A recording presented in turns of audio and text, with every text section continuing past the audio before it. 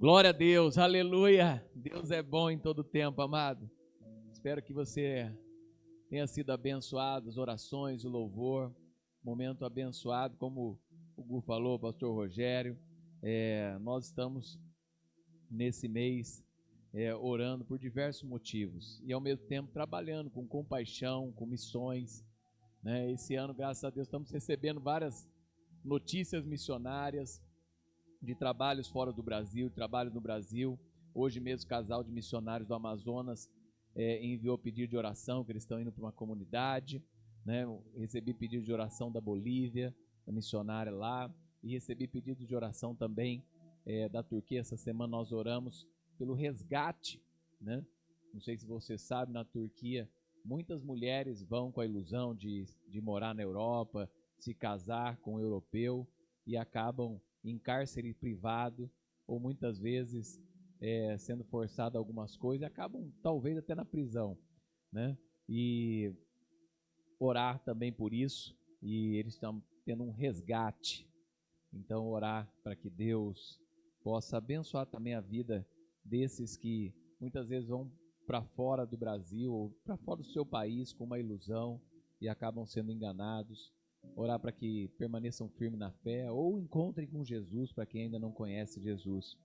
Amados, eu queria ler um trecho de Jesus no Monte das Oliveiras, Lucas capítulo 22, do verso 39 até o verso 46. Diz assim: E saindo Jesus, foi como de costume para o Monte das Oliveiras, e os discípulos o acompanharam.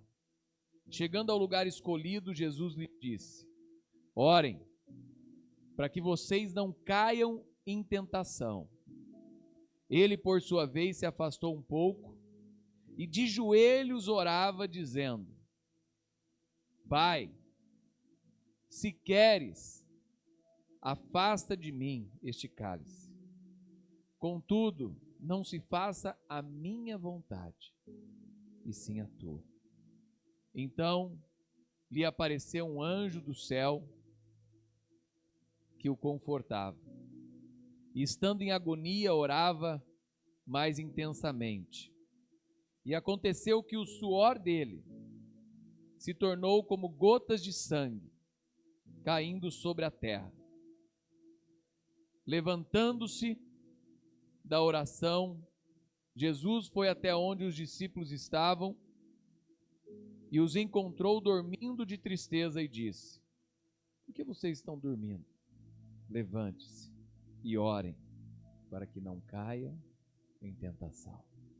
Senhor Deus maravilhoso, estamos diante da Tua palavra. A Tua palavra é santa, a Tua palavra é bendita, a Tua palavra é maravilhosa, a Tua palavra é poderosa, a Tua palavra é fonte de luz, a Tua palavra é direção, Pai. A Tua palavra é vida para aquele que crê.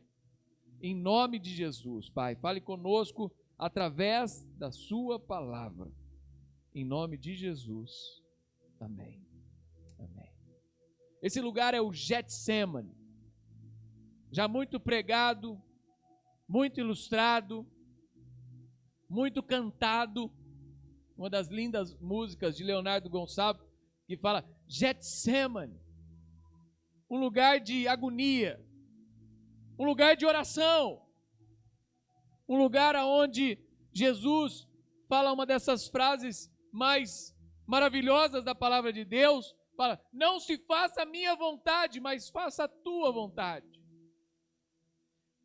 Muitas vezes na nossa vida nós queremos fazer a nossa vontade. Algumas vezes não podemos, algumas vezes não conseguimos, algumas vezes não temos oportunidade, algumas vezes somos barrados, outras vezes fazemos e tropeçamos, outras vezes nós nos esquecemos daquilo que Deus falou. Mas aqui estava o Filho de Deus, mas Jesus como homem, e decidindo fazer a vontade de Deus. Falo que nesse momento ele suava sangue, tamanha era a tensão, né? Muitas vezes quando você sabe que alguma coisa vai acontecer, ou você sabe o que vai acontecer e só está esperando o momento, aquele momento se torna um momento tão tenso, um momento tão difícil. Mas Jesus, diante dessa dificuldade, diante dessa tensão, diante desse momento, ele fala: que não seja feita a minha vontade, mas que seja feita a tua vontade, Pai. A vontade de Deus era prioridade na vida de Jesus. Uma das minhas primeiras perguntas hoje é: a vontade de Deus tem sido prioridade na sua vida? Ou é sempre a sua vontade? É sempre o que você quer? É sempre o que você deseja? É sempre a sua vontade que prevalece? Mesmo quando você sabe que às vezes aquilo vai te trazer uma ruína, uma desgraça, às vezes até uma maldição. Qual é a vontade que tem prevalecido na sua vida? Se olhar desde o momento que você encontrou com Cristo até o momento que você vive hoje, qual a vontade que tem prevalecido na sua vida? Aqui Jesus estava com os seus discípulos, que estavam o acompanhando, chegando a um lugar escolhido. Jesus disse a eles: orem, para que não caiam em tentação. Duas vezes nesse trecho, tanto no verso 40 quanto no verso 46, no verso 40 ele fala: orem, para que não caiam em tentação. No verso 46 ele fala: levantem-se e orem, para que não caiam em tentação. Aqui tem princípios para a vida. A oração nos leva à comunhão com Deus. A oração nos leva a um relacionamento com Deus. Orar nos afasta das tentações. E orar nos fortalece diante das tentações. Orar nos ajuda a vencer as tentações. A oração, estar próximo de Deus, conhecer a vontade de Deus, saber aquilo que Deus deseja, nos ajuda a vencer as tentações. As tentações, elas vão acontecer. E a palavra de Deus fala que Deus a ninguém tenta. Quem tenta é o diabo. Deus muitas vezes traz uma prova para a nossa vida. Prova é algo para nós sermos aprovados, para sermos avaliados. Quando eu dou uma prova para um aluno, eu estou avaliando. E muitas vezes aquela nota não tem nem muita significância. Mas para mim, a compreensão do conteúdo, aquilo que ele entendeu, aquilo que ele aprendeu, aquilo que ele pôde expressar numa prova escrita, ou numa prova oral, ou numa apresentação de trabalho, é para que ele seja aprovado. E isso dentro da educação hoje, né, muitas vezes não é mais aquele processo. Não, eu vou cada vez mais deixar mais difícil para que poucas pessoas passem. Não, não é isso. A educação, ela tem por prioridade que o aluno assimile o conteúdo e ele possa aprender aquilo que está sendo ensinado. Não é para eu dificultar o conhecimento, principalmente hoje, que o aluno muitas vezes tem mais acesso à informação do que o próprio professor, né? Mas é direcionar, orientar, mentorear, né? Fazer com que o aluno seja o protagonista. E Jesus, nesse sentido, ele sempre estava ensinando e encaminhando os discípulos, e até ele fala, né, que os discípulos dele, aqueles que creem nele, poderiam fazer coisas maiores do que ele fez. No sentido de orientar, no sentido, né, porque teriam o Espírito Santo, aquele que você oraria, né, e poderia agir em determinado lugar, agir em outro lugar, agir em outra pessoa, fazer mais. Aqui Jesus está falando: orem, busquem o Pai, busquem a direção do Pai. As tentações vão vir, mas orem para que vocês não caiam nelas, porque o inimigo é quem tenta. Como eu falei, está escrito lá no livro de Tiago, Deus a ninguém tenta. O que Deus faz é prova, para que nós sejamos aprovados, para que nós sejamos fortalecidos, para que nós possamos crescer diante das dificuldades. Por isso que numa dificuldade, num problema, numa situação complicada, muitas vezes a pergunta não é porque eu estou passando por ela, mas é o que Deus quer me ensinar com essa dificuldade. O que Deus quer me ensinar com essa provação. O que Deus quer me ensinar com essa falta. O que Deus quer me ensinar com essa escassez. O que Deus quer me ensinar com isso que eu tenho passado hoje. O que Deus quer fazer comigo? Para que Deus está me preparando? Por que eu tenho que passar por isso? É para quê? Nesse sentido, eu tenho que entender esse processo. Orem para saber a vontade de Deus. Orem para não cair em tentação. Outra coisa que ele falava, ele por sua vez se afastou e de joelhos orava: Pai, se queres, afasta de mim esse cálice. Sabe quando você falava ou fala para o seu pai, para sua mãe: mãe, não quero isso, mas se é isso que você deseja para a minha vida, eu vou fazer. Pai, eu não gosto disso, mas se é isso que eu preciso, eu vou fazer. Mãe, eu não quero isso, mas se isso é necessário, eu vou realizar. Jesus estava falando: afasta de mim esse cálice, mas, é o mas que ele usa, afasta de mim esse cálice, contudo, na minha Bíblia está contudo, não seja feito a minha vontade, e sim a tua. Não seja feito a minha vontade. Quando nós somos cristãos, filhos de Deus,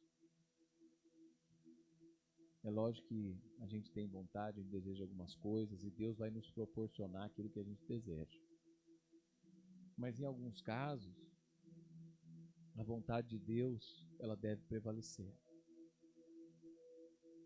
Principalmente no sentido espiritual. Aqui Jesus estava numa batalha espiritual. Pela salvação da humanidade. Aqui Jesus estava cumprindo um propósito. Aqui Jesus estava encerrando o seu ministério terreno. Aqui Jesus estava debaixo da autoridade do Pai. Aqui Jesus estava numa missão. Quando eu estou numa missão, não é a minha vontade. Quando eu estou numa missão, não é o que eu quero. Às vezes o que eu quero é abandonar tudo e sair. Às vezes o que eu quero é sair desse lugar. Mas não é o que eu quero. Eu sou um servo, um soldado de Cristo. Deus me chamou. Deus me enviou. Deus me preparou para essa batalha. Deus me colocou nesse lugar. Desde o começo, Jesus sabia para onde ele ia. Alguns já tinham falado para ele: não vá para Jerusalém. Vamos para outro lugar. Já tinha recebido propostas até para ir para outros povos ensinar. Mas ele sabia que ele tinha que cumprir o propósito da sua obra expiatória, da sua obra propiciatória, da sua obra de redenção da humanidade. Não era a sua vontade que importava. Jesus aqui demonstra como homem Pai, se queres, afasta de mim este cálice. Contudo, não seja feita a minha vontade, e sim a tua. Então lhe apareceu um anjo do céu que o confortava.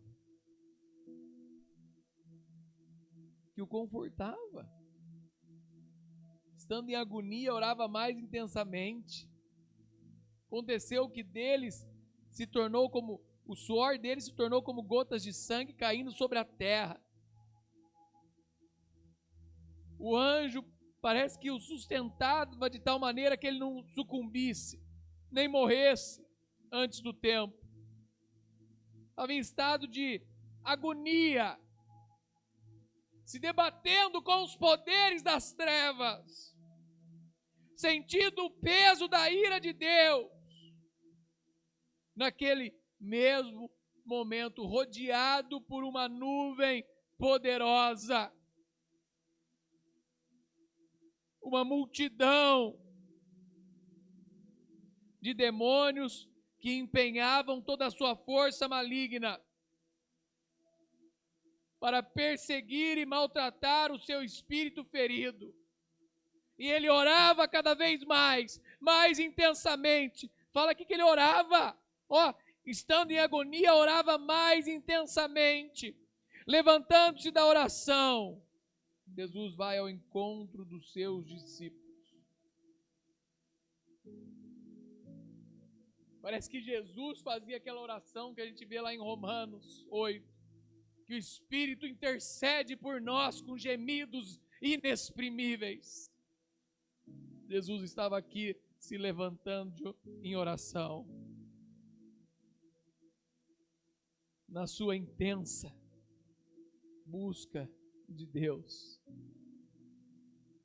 E ele sabia o poder da oração para não cair em tentação. Aí ele fala para os seus discípulos: levantem. Já tinham caído no sono. Levantem e orem para que não caiam em tentação. Jesus deixa esse ensino para as nossas vidas também, para que você possa orar, buscar a Deus, para que você não caia em tentação.